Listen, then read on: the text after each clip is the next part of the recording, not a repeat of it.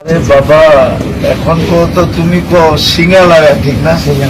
হ্যাঁ, সিঙ্গা লাগা তো সুন্নত। আল্লাহ রসুল মেরাজে যাওয়ার সময় প্রত্যেক আকাশে ফেরেশতারা বলছে আপনার উম্মতকে বলেন সিঙ্গা লাগাইতে।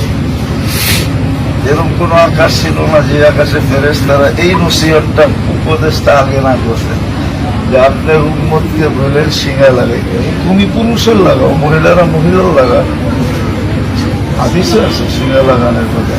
কিতাব বুখারী শরীফে আছে, কিতাব বাবুল হেজামা, মুস্তাকিল বাব আছে। জানাই সিঙ্গা লাগানো কি কোনো খারাপ জিনিস নাকি? আপনি খারাপ চোখে দেখেন কি লেগে? ওরে বলেন তুমি সিঙ্গা লাগাও, কিন্তু মহিলাদের ভিতরে মহিলাদেরকে লাগাও। সিঙ্গার আগে তাদের দোষ না, কিন্তু সিঙ্গার আগে এক ধরনের মেডিসিন দেয় যে ওইটাই বিষ পানি হয়ে যাবে, বাস্তবে কিন্তু কোনো বিষ পানি হয় না। ভুয়াটা ওই জায়গায় কাজ করে, এর জন্যই খারাপ। ওরে বুঝাইলে আর করবো না, সিঙ্গা টানলে আসলেই রস বাইর হয়।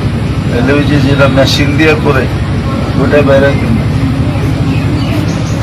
আগে তো বাহির হইতো। একবারে যে মুখ দিয়ে টাইনা বাজ করতে পারবো না, জায়গাটা আগে ছিদ্র করে নিত।